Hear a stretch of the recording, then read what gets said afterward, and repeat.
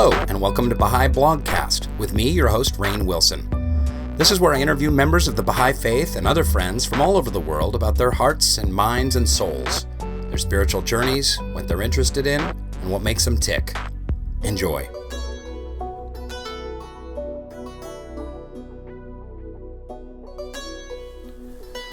Hello there, Baha'i Blogcast listeners. It's been a little while. Apologies. It's been a little dry on the podcast front, but we're going to make up for it. Sitting right now in almost a cabin in the woods in a remote little area outside of White Salmon, Washington, where the 25th anniversary of the Windstock Baha'i Youth Conference is happening. This is an incredible youth conference. Second time I've been here. I was here 8 years ago. Well, we're going to talk a little bit more about that, but luckily I was here at the Windstock conference and got to see someone whose work I greatly admire, Dr. Michael Karlberg. Why do I have a hard time saying your name? Dr. Michael Karlberg. It's a hard name to pronounce. It's a lot of... So, let me give you a little introduction. Michael Karlberg, for those of you who don't know, is the author of Beyond the Culture of Contest, fantastic book that I've referenced a couple of times in some other conversations with people here on the podcast. And he's a professor of communications studies at Western Washington University, a longtime Baha'i, a Canadian originally, but we won't hold that against him. He's also written several children's books, including Ruth Sees a Truth. Is that right? That's right. That one I'm saying right. A truly fascinating thinker, kind of breaking new ground in kind of how I would describe it is like looking at the Baha'i Faith from a more sociological perspective about systems and a revolutionary way of kind of changing the world, how Baha'u'llah's system that he's kind of is nascent now, but putting into place is world transforming and completely revolutionary in its scope. So welcome to the show, Dr. Michael Karlberg. Thanks, Rainn. Thanks for having me and call me Michael. Okay, good. I'm not going to call you Dr. Michael Karlberg every time I refer to you. So Michael, I would love to hear a little bit about your background as a Baha'i. I don't know your story at all. You said earlier in the conference, and we were talking, and by the way, I do want to hear your take on Windstock, because I know you've been many, many times, but what's your story? You said that you were kind of developmentally disabled spiritually for a good chunk of your life, a period of your life, and kind of were slow to come around to the Baha'i Faith, even though you grew up a Baha'i. So where does the story start? Well, interesting. I went to the very first meeting, a sort of introduction to the Baha'i Faith with my mother. And it was Marcia Gale speaking, a very gifted Baha'i translator from the original Arabic and Persian into English. And but I was listening through the wall of her womb. But that was her very first meeting, and she was pregnant with me. Okay. So we our contact with the faith was the same day, but she embraced the faith within a couple of years, and really threw her time and energy into it. She's an incredible servant of the cause for decades. Served as an auxiliary board member and many other capacities. And what's her name? Kathy Resch. Okay. It took me about 19 years to sort of figure it out. So yeah, I was joking earlier, I was sort of developmentally delayed in that regard. I was around the Baha'i Faith, but, it took me a while. Okay, because I said disabled, so delayed is a much better term, right? Yeah, okay. So it was pretty much when I went off to college and started really, I think, exploring the world on my own terms in deeper ways and grappling with the big questions out there that I eventually found my way back to investigating this faith and embracing it. So when you were in high school, when you were a kid, you just were like, you went to some feasts or some, a few prayer gatherings, but you're like, it's just not for me, or... Yeah, by high school, I wasn't even doing those things. It was pretty arm's length. I was really engaged in a lot of the self-destructive behaviors a lot of youth engage in this country. So it took me a while to work all that out of my system. And so was there a transformative event? What exactly happened in college? So was there a meeting you went to, a book you read, a thing that happened, your personal thing that happened in your life? Probably a lot of small things. Right at the end of high school, I actually had a dream that was basically a near-death experience. And it profoundly moved me and gave me a lot of confidence that there's something much greater out there. And I went in, first thing after high school, I immersed myself in an apprenticeship learning how to make stringed instruments, acoustic guitars. I worked very intensely in a shop for a year. I mean, that's literally all I did, 70 hours a week. And it was a time to reflect and sort of regain my bearings. And I think it also had an impact on just sort of hitting a reset button for me. Yeah. Can you tell us more about the dream? The dream, yeah. So in the dream, I basically died in a car crash and found myself there wondering what to do next, sort of looking at my body, this like out-of-body sort of perspective on my dead body in the car. And as I started to try to figure out the implications of like what I do next, so to speak, and how do I detach from a sort of embodied understanding of myself. I had an experience where the only way to describe it is like if you put a drop of black ink in a bowl of pure water and watch it sort of diffuse out. This was the experience I had, but then it started to retract back on itself, and I started to sort of come back into my, I guess, embodied self. And then I pushed harder to try to experience this more deeply, and I guess you could say I made it farther. It was profoundly moving. I wanted more. I wanted to go in that direction, so to speak, but I didn't have the strength, and so I started sort of coming back. And this time I came back into being awake. And as I woke, I realized, I mean, it was really obvious to me that I had almost left, but that I somehow didn't have the strength or the ability to go yet. It wasn't my time. But it gave me a taste of something very real. I can still sort of palpably sort of bring that experience back in a certain way. Wow. It's funny that you mentioned that. I had a vaguely similar, it wasn't as profound for me, but a dream when I was around 19 years old too, where I had a dream where I just was in another kind of landscape. I don't know how to describe it, but it really felt like I was in the next world, and I was flying, and I came over these kind of mountains, and there were just thousands of birds, kind of like ducks or geese or something like that, kind of scattering in front of me on these giant green hills. And my experience was that I experienced it as love, as pure love. Like the light of the sun was just, and I felt an intense and purity of love like I've never felt before or since in this dream. And I was like, it was great. I didn't feel like, oh, I was dying or was I going somewhere or something like that. But it was like an experience of love, almost like when you sit in the hot sun and the rays of the sun are on you, like only that's love instead of heat and light. Mm-hmm, mm-hmm.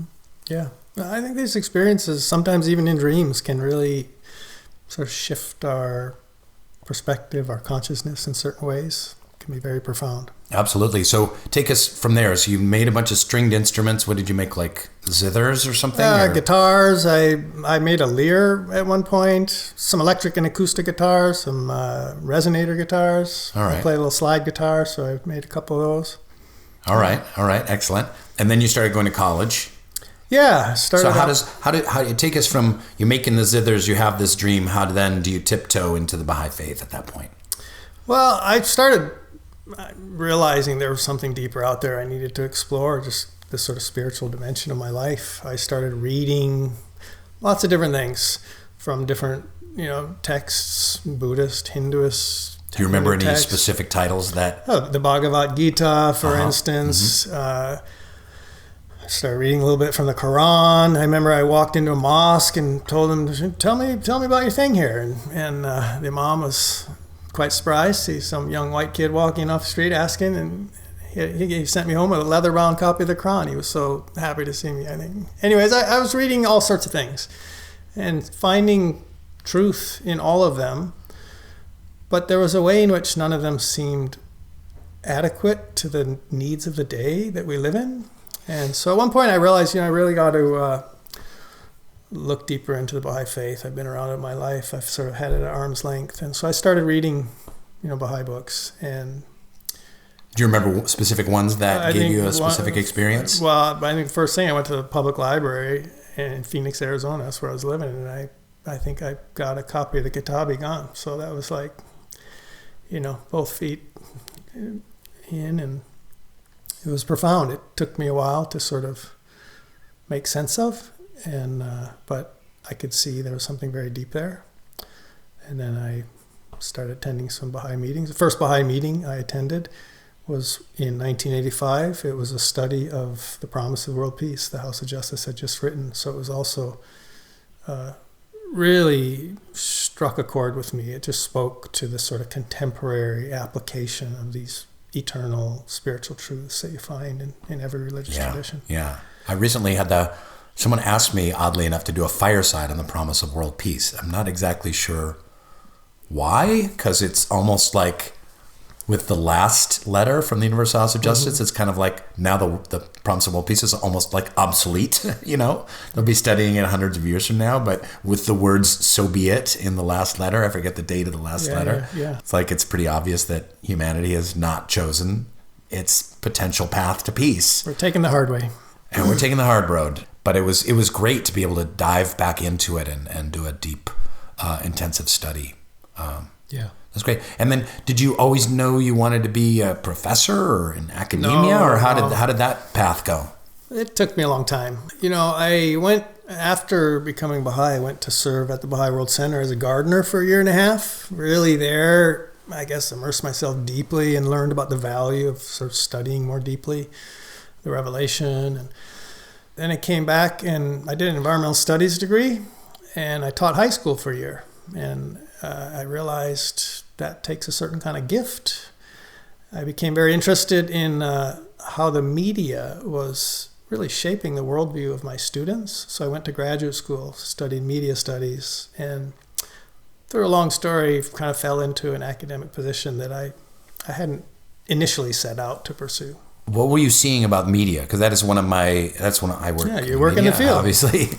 Well, so for instance, I was teaching environmental studies at a high school level, and almost everything my students thought they knew about the natural world, they had learned from television. At the time, it was a television generation. Many of the students had very little direct experience or understanding of natural systems and the natural world. And they had gotten what they've gotten from documentaries or a few news clips or these sorts of things. So I just saw the way media can mediate our perceptions of reality in profound ways. And when I went to study it, then I was studying it also as actually studying from the standpoint of our media environment. We live, it's like a layer of the environment in which we live. So if our media environment is healthy or polluted, or we can think about the health of and integrity of our media environment in ways that are worth reflecting on. How is it affecting us, but also how are we affecting it? Because it's an interactive relationship, obviously, and even more so now with social media. And so you've been studying this field for the last 20 years. What can you share about the effects of media and how we need to rethink media, especially as Baha'is or as people on some kind of spiritual path? Yeah, it's a big topic for sure. And one thing we need to avoid is... You've got 12 minutes. So. We need to avoid, obviously, simplistic ideas about media effects. It's not some sort of direct stimulus response effect. But, again, it's part of our environment. So if there are recurrent images, patterns, messages that we're exposed to on a daily basis or weekly basis in the media, they become normalized. So for instance, if most of the representations of human behavior and human nature we see in the media, if they are basically self-interested people, competing for scarce resources or status or power, these sorts of things, in a Game of Thrones sort of way, but I mean, that's in all sorts of different ways, right? If those are the representations of human nature that we are surrounded by in our media environment, those are going to shape how we view human nature, what we expect of other people, how we behave towards other people. And so that's an example. It's not that it's just sort of programming us, but it's normalizing certain sort of assumptions about human nature in our minds. So that would be an example. The media can normalize or naturalize certain ways of thinking about the world that sometimes can be very helpful, but also sometimes not. Right. I sometimes when I speak to youth and I talk about the individual investigation of truth, I think, there's a big discussion that could happen about, what Baha'u'llah actually meant by the individual investigation of truth in terms of like discovering the manifestation for that day. But the individual investigation of truth at the turn of the 20th century was very, very different than it is now. Yeah. So then it was finding the truth for yourself separate from your family, separate from your tribe. If your grandfather was, a dairy farmer, then your dad was a dairy farmer. Are you going to be a dairy farmer and go to the same Methodist church? And you have to find your truth outside of those parameters. Yeah. But I feel like in this day and age, it's less and less about that. That still exists in some places in the world, obviously. But in the Western world, it seems to be a little bit more about investigating the truth that the media packages for the young person in a different way. Absolutely. Because there's all these insidious things that the media does. Like, for instance, the media itself is there for constant distraction. I was lucky to be on a really terrific TV show. That's awesome. People love the show. They compliment me on it. I was able to buy a house. It's great. But I run into kids that have seen the show, 8, 10, 12, 15, 20 times. That's 200 episodes. Yeah, that's it. So it's 1,000 hours, and they're so there's this, and this is okay now. Binge watching is de rigueur. It's like it's just fine to be. I spent the entire weekend binge watching The Sopranos from beginning to end. It's like, and people are like, oh, that's cool, that's great. Like it's normalized, but we have these phones in our pockets, and we can take out. And it's instant distraction. There's a game. There's a video to watch. There's a reward system. Our dopamine systems are getting hit. Yep. And so part of what a young person needs to do in terms of the individual investigation of truth is to really look with a hard, cold, detached eye at like, what am I being sold? What is the bill of goods I'm being sold? You mentioned one of them, that humans are in constant kind of competition for limited, scarce resources, seeking power and status and prestige. But it's also like the fact that media is everywhere, and that it's something to just be reached for the second you're bored. I heard someone say that kids these days don't know what boredom is. And that might until they're away from their screens. Yeah, exactly. And because you have this instant boredom fighter thing in your pocket. And, when we were growing up in the 70s or 80s, like being bored was just part of, I imagine sometimes you were making your zithers and your slide guitars and just like, oh my God, this is so crushingly boring. And we had to like wait for our parents and wait in the back of cars. And, maybe we're lucky if we had a book there, but this increase of anxiety and depression, I think is so linked to the fact that no one is bored, that our discomfort, I feel discomfort. So I'm going to pull out my device, my screen, and my discomfort will go away. But it doesn't really go away. It's just got to put a Band-Aid on it. So all of a sudden you're in their 20s, and that deep discomfort starts to be, it's a much more unsettled kind of thing deeper inside that screens can no longer soothe and medicate.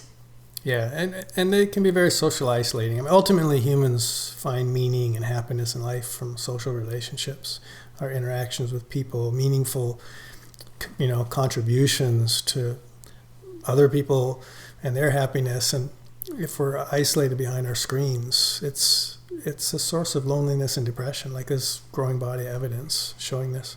And then also, as you mentioned earlier, if you're spending thousands of hours engaged with media, any one of those hours is not necessarily a bad thing, but it ultimately is in a cumulative way distracting you from other meaningful pursuits. Sure. So that in itself is a media effect that you can think about it. But it's not like some stimulus response, like show someone a message and they hop up, run down the street and, buy a burger or something like that. Like the media are subtle but profound in the way they shape. So also with social media, I think our impulse as humans to connect with one another is assuaged by use of social media, but it's not a real connection. It's a false connection. But you feel like, I'm connecting with people, I'm liking their posts, I'm commenting, we're interacting, we're sharing text messages on Snapchat, whatever. I feel more connected to my group on a kind of on a superficial level, but it's not a true connection. Yeah. It's a double-edged sword. Obviously, like with social media, it's a powerful tool for certain kinds of organizing, and certainly media today is a powerful way to access certain bodies of knowledge. But yeah, it has to be thought about carefully, and collectively. It's even more challenging to think collectively about what sort of paths do we want our sort of media, like developmental paths for media.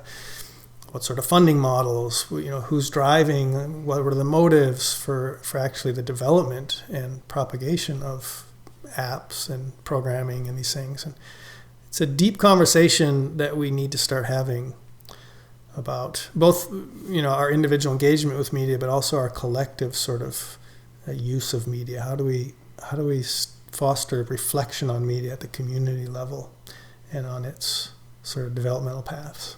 So part of what the Baha'is do is these junior youth spiritual empowerment programs where, pre-teens and preteens are studying these books, they're playing games, they're doing sports, and they're also doing service projects. And our local group that our son is in, we really wanted them to consult about what's the best service to offer our community, which is kind of like a lily white upper middle class suburb of Los Angeles.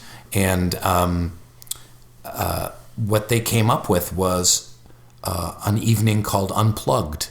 And they've done a couple of these now, which is about the dangers of social media, the dangers of screens, things you can do besides screens. And they're offering this as a service. And they did presentations, and they, each has a different, section that they give. So, you think about kids like cleaning up the beach or petting kittens at the Humane Society, but this was a real service project that big need. Big need, this conversation. But like I was saying earlier about the youth, the individual investigation of truth is so many truths filtered from the media about popularity will make me happy, buying stuff will make me happy, increased status will make me happy. This is how people are. They're this way on YouTube. They're unboxing these videos. Stereotypes of different groups that we're still receiving from absolutely all sorts of media sources. Absolutely. Yeah.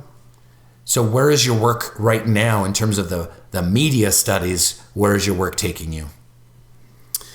Well, one topic I've just finished a manuscript on. It's not directly media studies, but it's really in some ways engaging this sort of post-truth moment that we live in.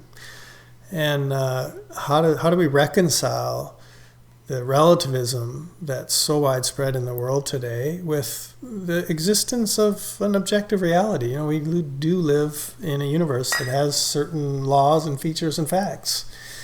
And so one of the themes I've been exploring recently is, how do we actually reconcile truth and relativity? Because both of these are important aspects of how we understand reality.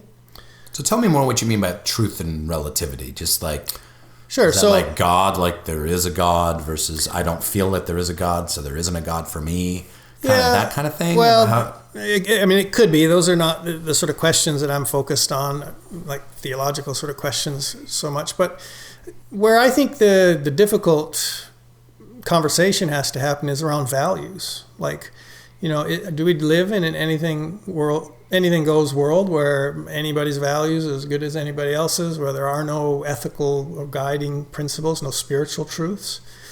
Is it all just completely relative? We just construct them in our own minds or in our own cultures? Or are there values or spiritual truths that are in some way foundational, which is something that I believe to be true, but even if one accepts that premise, we still can accept the possibility that we bring diverse perspectives to our understanding of those. There is a certain form of relativity in terms of how we understand, interpret, and try to apply, ethical truths, or what academics would call normative truths.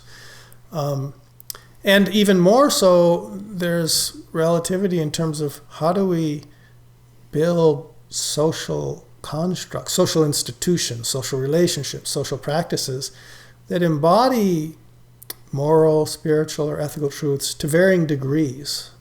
So there are ways, I'm arguing in this manuscript I just wrote, it's a book that's under review right now for publication, that we can think about the relative embodiment of normative truths in social reality. And let me give you a more concrete example, because this is pretty abstract. So, if you think about most social movements have been trying to, for instance, increase the embodiment of justice in the world. Yeah. The abolition movement, the suffrage movement, civil rights movement, environmental movements, labor movements. Even Black Lives Matter movements. Absolutely. Mm-hmm. They're trying to increase the sort of the presence of justice in our social structures and relationships. So one can think about the relative embodiment of justice in different social systems, different social, relationships. This helps us think both about, okay, maybe there is something foundational we could call justice, and yet our understanding of it can be relative, and the extent to which it's embodied in the social realities we create can be relative. But none of that means it's not real. And the implication is that we can actually struggle to increase the embodiment of justice in the world around us. This is a way of trying to reconcile this sort of like perennial tension or debate around, are there truths or is it all just relative? My argument is it's both. In fact, we need the concept of truth, of foundational truths, and we need to understand the relativity of our perspectives on those truths and of the way we embody those truths in our social, realities. So anyways, that's a project. It's a little abstract probably for a podcast, but yeah, you lost me about halfway through there, but that's cool. What's it going to be called if it comes out, or what's it? I'm still working on the title, but probably something to do with truth and relativity. Okay, very good. So let's go on to your book that you've already published that is academic but very accessible, and that's Beyond a Culture of Contest. Mm-hmm. Can you tell us about it? I see the kind of the organizing principle is that, competition is seen as the standard way that civilization can and has progressed, and so we're kind of stuck in this mode of seeing contest and competition as a de facto human nature, and the way that society will always be organized around that kind of impetus. Yeah. So, the project started. I've long believed that Western civilization itself, despite the remarkable things it's produced and the ways in which the contributions it's made, it's founded on some foundationally flawed assumptions, like some really flawed premises. And I think we're starting to see that today. It's an unsustainable model. Like the conflict, the increasing disparities of wealth and poverty, global warming, like Western civilization has proven incapable of managing the world in like a just, peaceful, and sustainable way. So if that's the case, what are some of the flawed assumptions underneath it? And do you mean capitalism? The whole sort of capitalist, multi-party democracy sort of package. But I mean, it's deeper than that. It also goes back to... Well, it's not like Western philosophy. It's not like the socialist or even communist governments were any good, No. better stewards of humans or nature. No, absolutely. And we haven't, we need to basically think about what's the next model. Like how do we actually move beyond, well, hence the title of my book, Beyond the Culture of Contest. So what I argue is that, at the heart of Western civilization are assumptions about human nature. Basically, this assumption that we're self-interested animals competing for scarce resources during a short span of life on Earth. And we do it also in groups, so interest group competition is part of that. And that as a result, the best we can do is organize most social institutions as contests that, in theory, channel all that selfish energy for the greater good. That's the sort of underlying premise behind a lot of Western civilization. So we organize governance as a contest of partisan power. We organize our legal systems as contests of sort of legal advocacy. We organize the economy as contests of capital accumulation. But even beyond that, we organize education as contests for grades and recognition, and almost every form of recreation and leisure we organize as contests. So it goes deep.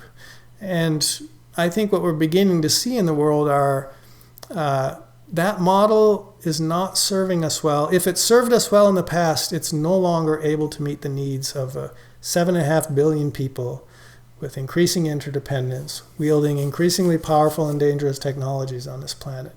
We need actually to move beyond those frameworks of thought. I'm always reminded of the movie Wall Street and Michael Douglas saying, greed is good. Greed, for lack of a better word, is good. Yeah. And that's the culture of contest. Yeah, but it made that ripple effect in that movie Wall Street, which is actually a terrific kind of indictment of what you're talking Absolutely.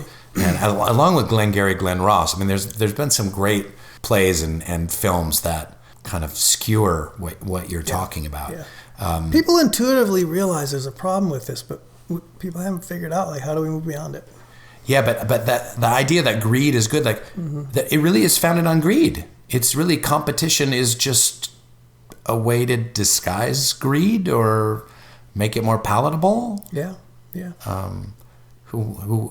He who dies with the most toys wins, kind of. Yep.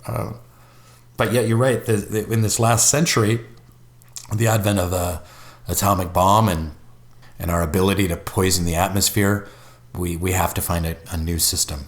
Yeah, absolutely. I mean, if you think about it, most of the systems we're participating in today were designed, like most of the social, political, economic, legal systems were designed before the invention of the steam engine, let alone the internal combustion engine, the radio, television, the internet, social media, weapons of mass destruction, weapons of mass manipulation. Like, none of these systems are adequate for the complexity of the times we live in. There's so many things I want to ask you about, but what kind of response did you get from this book? Well, there are people who love it. It's been pretty widely read and pretty widely cited, but obviously there are people who are like deeply invested in the culture of contest, in the ideas and the assumptions behind it, who not too fond of my argument, not surprisingly. So certainly I've received pushback and criticisms, but generally speaking, it's been very well received by all sorts of people, young and old. Oh, that's and it's great. Been read in around the world, and it's been translated in a couple languages. Oh, congratulations. That's really exciting. And, I just want to segue to Windstock because you'll see why in a minute. So tell us about Windstock. What's your history to this youth conference? Switching gears a little bit, and we'll get back to culture of contest. Yeah, Windstock. So, 10, 12 years ago, I forget how long ago, I had a student at Western Washington University where I work, and he was a Baha'i. We spent time together, and he grew up in this little cabin in the Columbia River Gorge, the lower Columbia River Gorge, and he invited me one summer to come down and join his family in this cabin at Windstock, which basically was his family that started this. I came down. I think I brought one or two of my daughters who were kind of that age, teenagers at the time, and it was just a really beautiful experience. So 70, 80 youth singing, engaging in, collective devotions, exploring really rich, complicated topics. And the spirit, the atmosphere was pretty amazing, really impressive. So I've come back a few times over the years. This, I don't know, third or fourth time here. And it just keeps getting better. Yeah, I love what you say. Like, so there's a couple things about this youth conference, because I went to a bunch when I was growing up, and I've, spoken at several. But everyone's camping. Mm-hmm. Everyone's in tents. Yep. So it's 3 nights, no showers. Yep. You can run a hose over your head from the back of the cabin if you want, but there's no showers. That's right. There's porta potties. Yep. And the girls' tents are on the far field, and the boys' tents are on the near side of the field. And main classes are held in a big tent. Yep. So there's something about this kind of return to nature and the earth that the youth really respond to. I mean, it's mostly kind of city kids, but they're kind of thrilled and excited to just be in nature. And sometimes it gets muddy. Yep. Yeah. No, it's a beautiful environment, but it's also, it's rough in it. It's, last night, a bunch of kids were out there in their tents, rain pouring down on top of them. Wasn't particularly warm this morning, but it just, in ways, I think there's ways in which hardship draws people together, and that's part of the ingredient here in a certain way. And the other thing that really strikes me is that the devotions are very intense. They're long. They're very musical. It's just a lot of singing, songs and repetitions. Anyone can pick up a guitar, sing a song, sing a prayer, and people just dive in, and just their voices are echoing. And you had midnight devotions last night. I skipped. I went to bed, but they had under the night, cold night stars. Yeah, I think Windstock has actually been a significant factor contributing to the development of a very rich musical culture in the sort of Baha'i youth in the Pacific Northwest, actually. Yeah, and there's some very strong communities out here in Beaverton and Eugene and Portland, Lake Oswego, probably fed by what Windstock has offered over the years. Yeah, yeah. But also, like you said, the classes are I hate to say it, they're erudite. I mean, from what I've seen the 2 times I've been here, like, it isn't just kind of like, oh, they're youth, so we should just talk about, what can we do to, talk to our friends about God or make our neighborhoods a nicer place or something like that. It's not, it's rigorous and intensive thought. There's some and deep discussions. Yeah, very deep discussions with a lot of very practical applications as well. Yeah, it's a beautiful thing. But your class that I've been listening to, I missed a little of it this morning, but it's fantastic. It's this new thing that you're teaching, or you're investigating at Western, about the history of nonviolent social change, oppression, and justice, and what Baha'is can add to the discussion and what Baha'is can learn from the discussion. There's so much there. We could do a whole podcast just on what this class was, but can you bring the listeners in on both what you're studying and what you're trying to impart to the teenagers here? Yeah, for a number of years now, I've been immersing myself in the sort of literature, philosophy, and practice of nonviolent social change. It's just a rich body of literature. It goes back well beyond Gandhi, actually, although he was a major contributor. And the more you study that literature, it enables you to see aspects of what the Baha'i community is engaged in new ways. Really, the Baha'i Faith is a global movement focused on profound social transformation, among other things.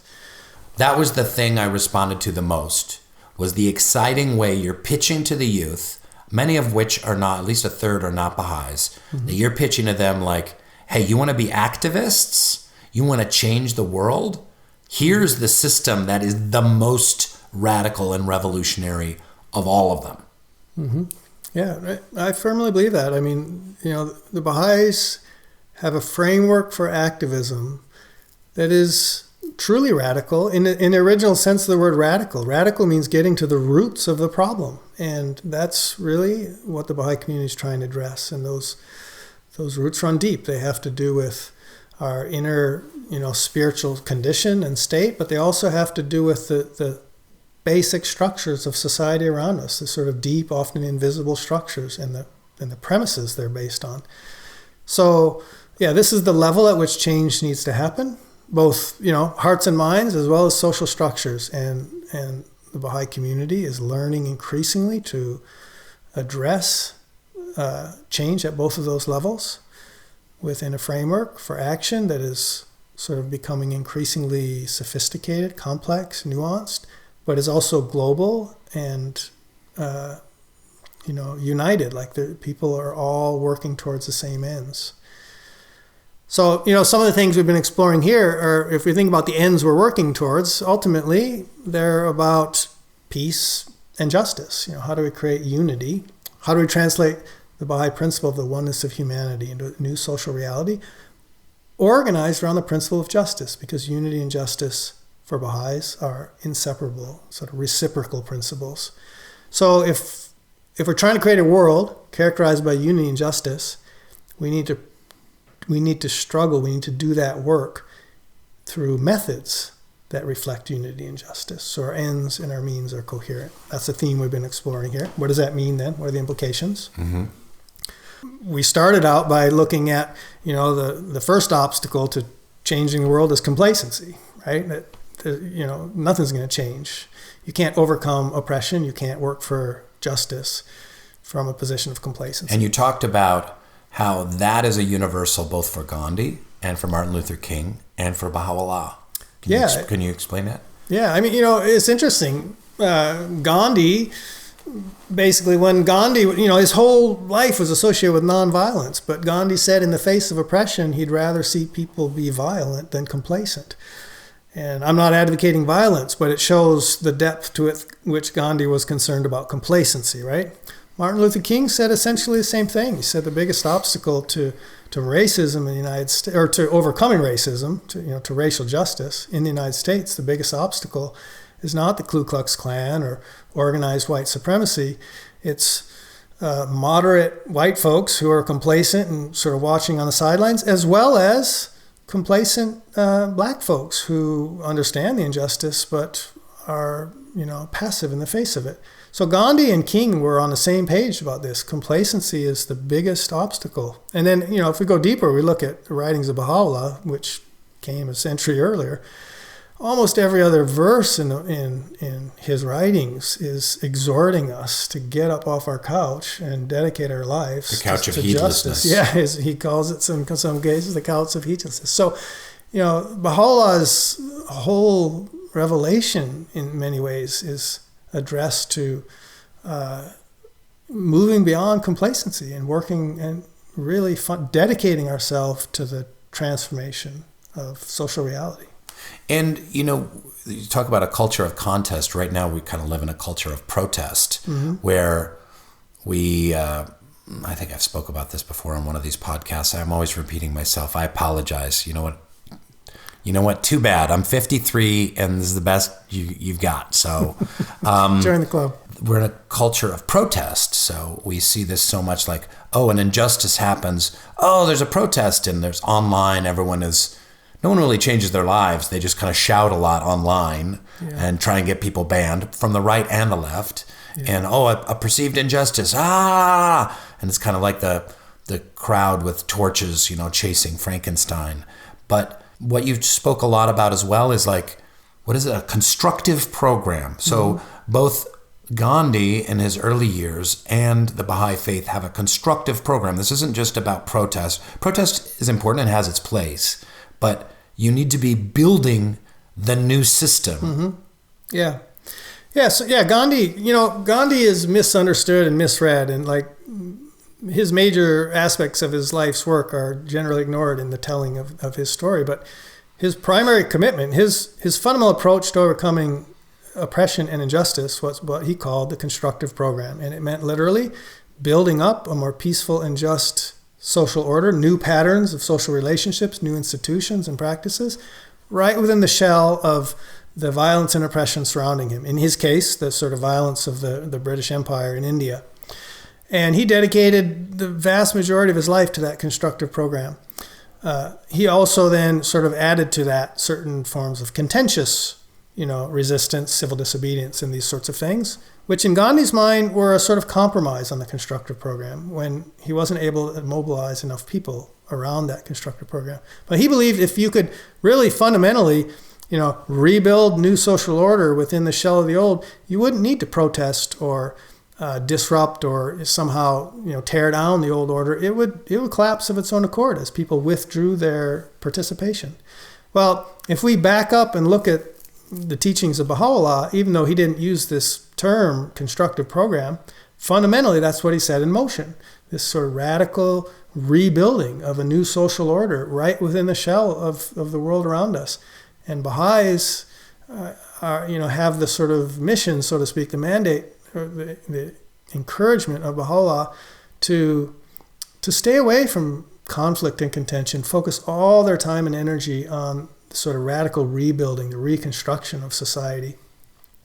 So that's one way to think about nonviolent social change. And this approach has roots in the tradition of nonviolent theory, beginning with Gandhi. Although, again, one can trace it back deeper and look at the work of Baha'u'llah or the teachings of Baha'u'llah, which basically reflect this idea.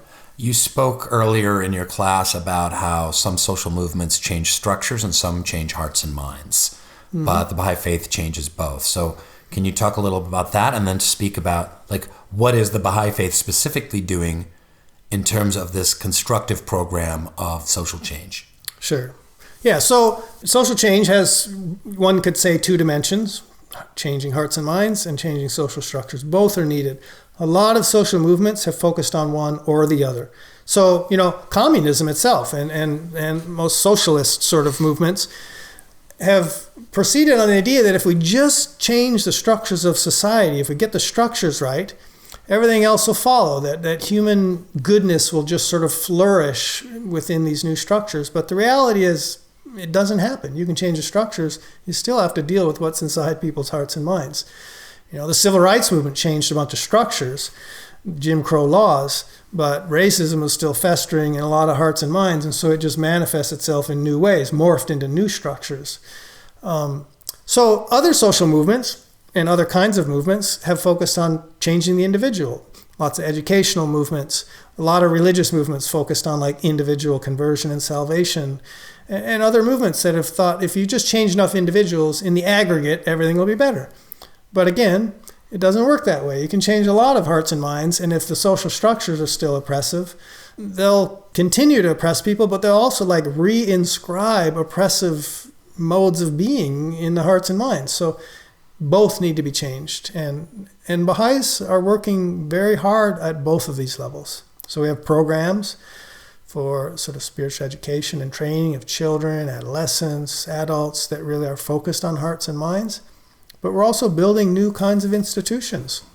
The Baha'i electoral model, it's fundamentally democratic in its spirit, but it's entirely without competition. Most people can't even sort of imagine that possibility. And yet the Baha'i community has been working with this for 100 years in every culture on the planet. And we've demonstrated that it's actually possible to conduct elections in which voters have much more freedom of choice than in these party systems, which basically give you a menu of usually two options, and neither of which anybody's very happy about. The Baha'is have created, just in that one example, a whole new kind of structure of governance, a whole new electoral structure. It's a radical sort of move beyond the culture of contest, and that's just one example. How does the Ruhi books fit into this?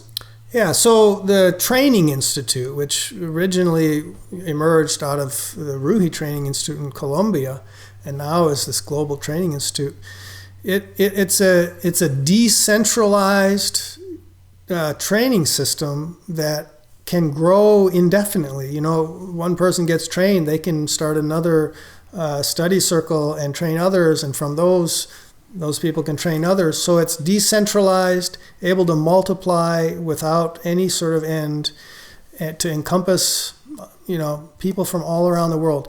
And it is a system by which Baha'is and like-minded people who want to collaborate with Baha'is develop the skills, the qualities, the attitudes, the capacities to contribute to social change in certain ways. And the interesting thing is, if you go back and look at social movement literature, nonviolent, social change literature, any movement that's been successful in any way has had to grapple with the problem of training. So in the civil rights movement in the U.S., people are engaged in very real systematic forms of training for certain kinds of civil disobedience, training to receive violence with nonviolent responses. Same is true of other movements in other parts of the world that have learned how to do various forms of training. It's essential to social change. You cannot mobilize large numbers of people for social change without some form of training, so that people know sort of what the program is, what the principles are guiding it, and how they can take initiative within some sort of coherent and unified framework for social change. It's kind of ingenious what's emerged, because you've got the children's classes, and you learn in the third Ruhi book how to do the children's classes, and then you've got the junior youth programs that you learn in book 5 how to do the junior youth programs. So you can literally be taking people up from age 4 or 5, all the way into their 30s in their adulthood through this program. But there's one program that people don't know that much about, called the ISGP, Institute for the Studies of Global Prosperity. Mm-hmm. And I know you've been involved as a collaborator and working on some of those materials. And I think a lot of Baha'is don't know anything about it. So tell us about it, and also how it fits into this kind of master program of training that we've been discussing. Sure, I'll try. So the Institute for Studies in Global Prosperity, it's basically a nonprofit organization that's looking at science and religion as complementary systems of knowledge and practice, and exploring the implications of that for raising up the capacity of people to contribute to the advancement of thought, to contribute to discourse in societies, among other things.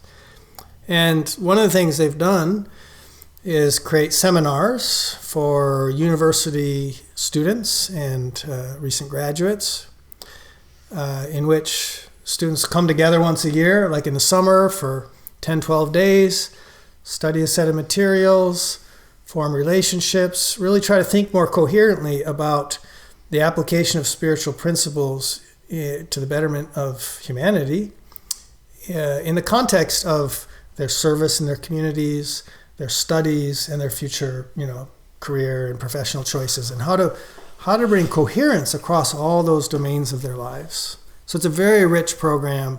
I think it's had quite an impact on a whole generation now of young people that's been able to go through that program. When do you start it? These seminars began, probably 10, 12 years ago. But when does a student start it? So a student, as soon as they graduate high school, if they're heading to college, they can, in the summer before their first year of college, they can attend one of these seminars, and they could come back then the next summer, and they kind of try to move together with a cohort of their peers each year together, sort of accompanying one another through their studies. I mean, some places are offered over winter break instead of the summer, but generally, basically once a year, you start your first year, you go all the way through. And then there's a graduate seminar for people who have recently finished, kind of young adults, either who are in graduate school or who are sort of in their early career stage, that they can come and do that graduate seminar as well. Now, I know they don't make the materials available. You have to kind of sign up and do the program. What's the thinking there?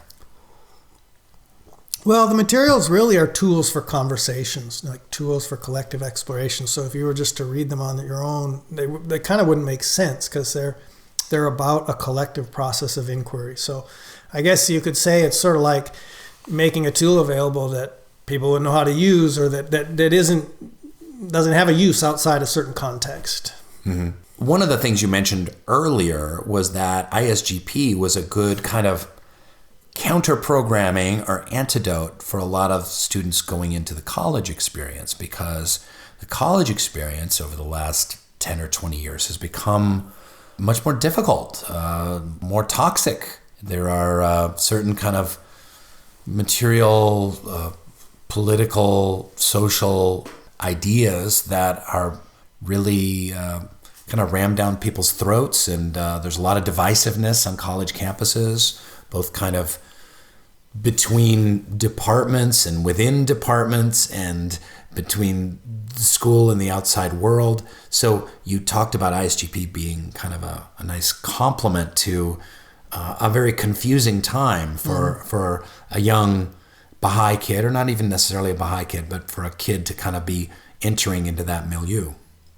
Yeah, students encounter a lot of very materialistic thinking on a university campus, in all honesty. So they're really... Now, you mean, when you say materialistic thinking, are you talking about like, hey, buy more stuff? Or are you thinking materialistic like there's no spirituality, there's only kind of economic powers, kind of more Marxism?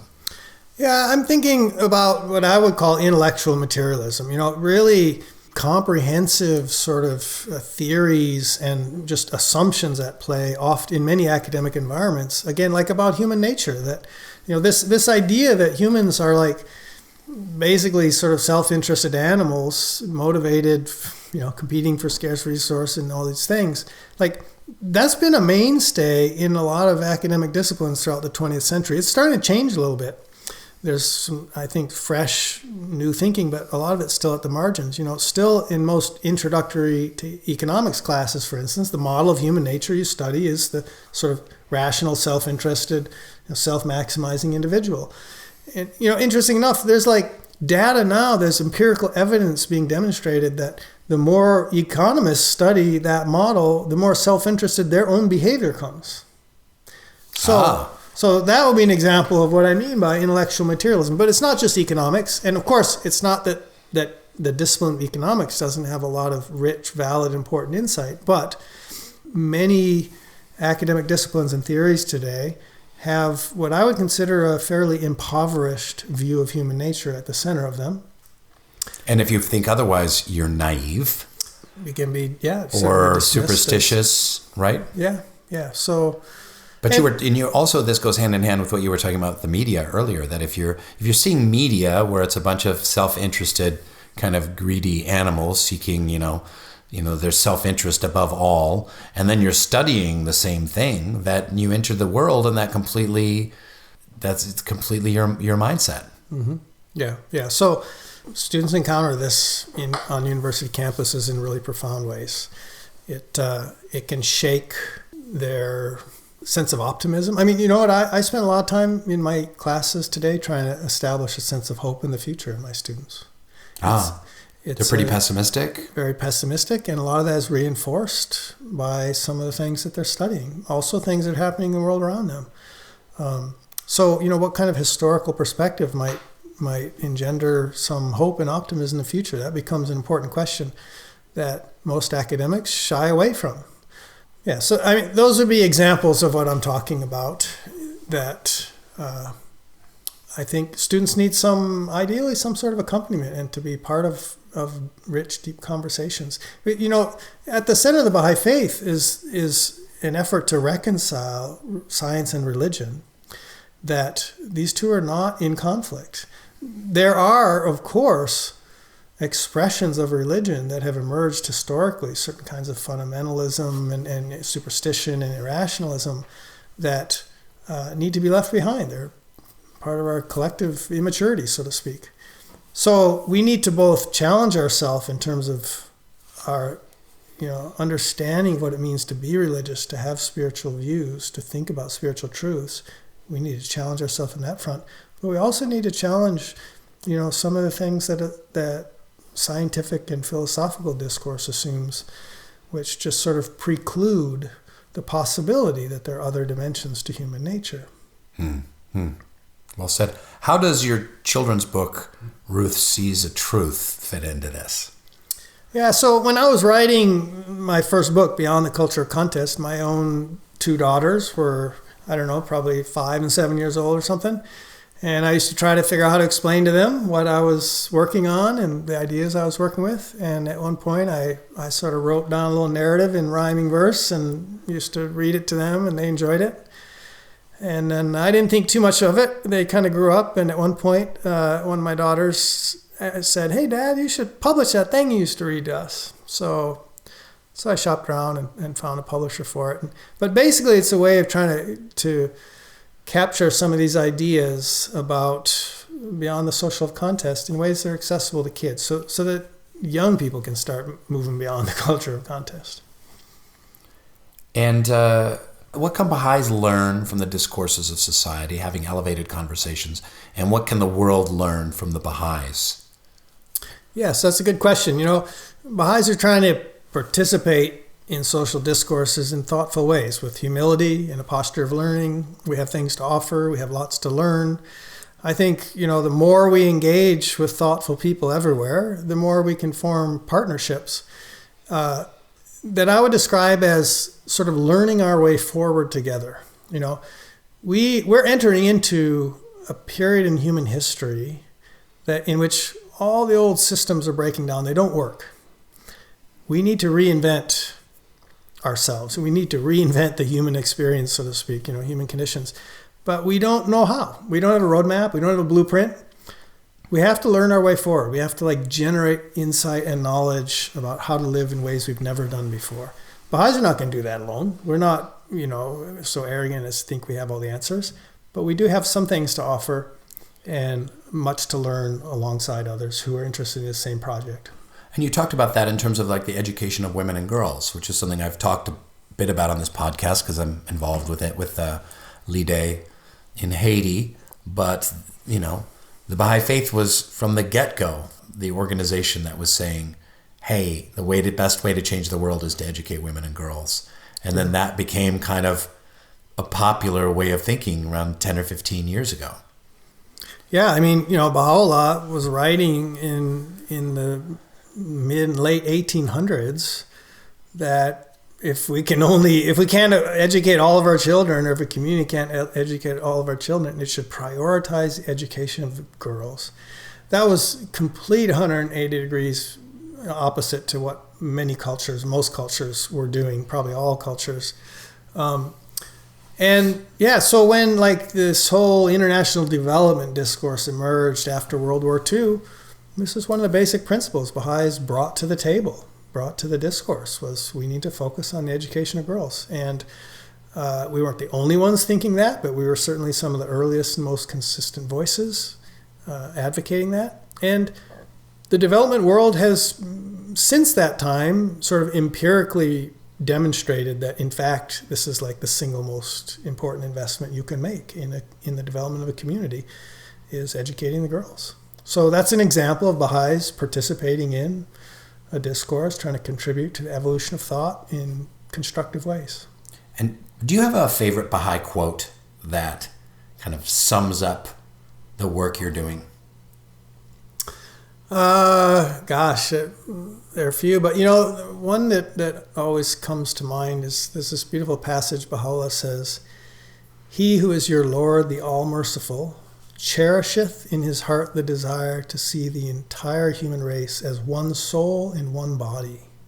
And this one soul in one body, this metaphor that Baha'u'llah returns to again and again in different contexts, is, I think, very powerful, because it implies if we can move beyond the culture of contest, if we can rethink human relations, find new ways of living together that value diversity, that overcome conflict, that in fact we will become something that transcends our merely our sort of what we all individually bring to the table. So Baha'u'llah uses this analogy of the human body. We're all like cells and organs within a body. That diversity of cells and organs is actually what enables the human body to give rise to consciousness. Without all of the diversity of our internal parts, so to speak. Right, the aisles of Loggerhans. Yeah, without the diversity spleen inside the human body, we couldn't human consciousness would not have emerged. So when Baha'u'llah says that he desires to see all of human society as one soul and one body, the implication is that if we learn to harmonize our diversity, our relationships, in fundamentally cooperative ways and coordinate our efforts, we will give rise to a form of civilization that is beyond anything we've yet experienced. That is, to the sort of material aspects of our existence, what the soul is to the body. Oh, that's beautiful. And what are What are your main spiritual struggles right now? I ask every guest, like, what are they most struggling with in their life spiritually in your personal spiritual journey or Baha'i journey? Yeah, that's a good question. I mean, I'm full of them. I'm full of them, Michael. Yeah. Well, living in the U.S. today, just really honestly, the U.S. is like devouring itself. It's tearing itself apart. It's can be hard to get out of bed in the morning and sort of, go to work in environments that are becoming increasingly polarized, divisive, the sort of breakdown of trust, the rise of, increase in suspicion. And it's, it's happening at a national scale, but it's also happening in institutions of all kinds. So it's a huge challenge to figure out how to sort of navigate that, how to stay optimistic, how to engage as constructively as possible, how to try to work towards unity and healing and advancement in what can often be sort of hostile, challenging, dysfunctional environments. I think that's a huge test that weighs on me spiritually, emotionally, as it does, I think, lots of other people. Well, we're in trouble if someone with your insight has trouble getting out of the bed in the morning, going into their toxic work environment. Then, so what message of hope can you give the listener? What do you draw on to help you move through both a toxic work environment or difficult, contentious work environment? Let me just say, and the contentious, toxic atmosphere that's in the United States right now in general. And around the world too, obviously. But, I try to step way back and just think about it sort of broad historical perspective. And what we're seeing in the world today, as I understand it, and I think this reflects a sort of general Baha'i perspective, is that humanity is moving forward. 2 steps forward, 1 step back. It's not a simple or linear process, but we are making progress on various fronts, as difficult it is. And the sort of rising tide of commitment to justice, to peace, to living in harmony with our planet, really generations of young people are increasingly sort of wedded to these ideals, and yet those ideals threaten certain segments of society who have sort of constructed hierarchies of privilege around themselves. And I think what we're seeing right now in the world are certain forms of like backlash against these progressive sort of currents of change. I kind of liken it to, you can't stop the tide in the ocean from rising. If you've built a sandcastle on the beach, the tide's going to eventually take it out. So, there are people who have built these like sandcastles of privilege throughout history. Mm-hmm.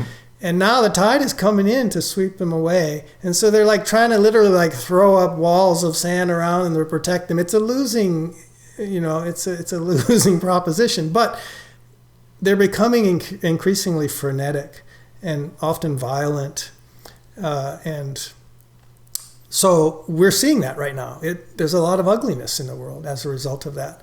But in some ways, I think we can take heart that the tide is coming in. That doesn't mean we should passively sit back and watch it. I mean, the tide is us. The tide is people with agency working for change. I think we should take heart that growing numbers of people will not settle for the oppressive and unjust sort of patterns of the past. People want peace. They want social harmony.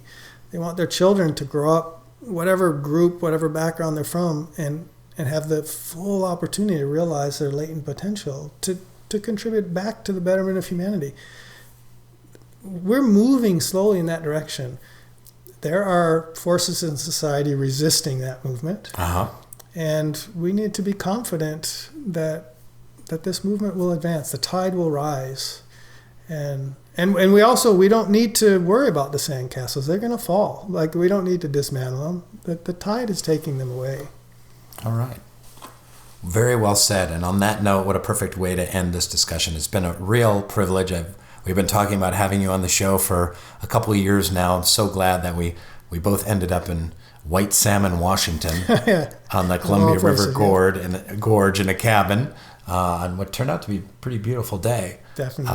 Thank you so much for taking the time to speak with me. It's been a pleasure, Rainn. Thank you. All right.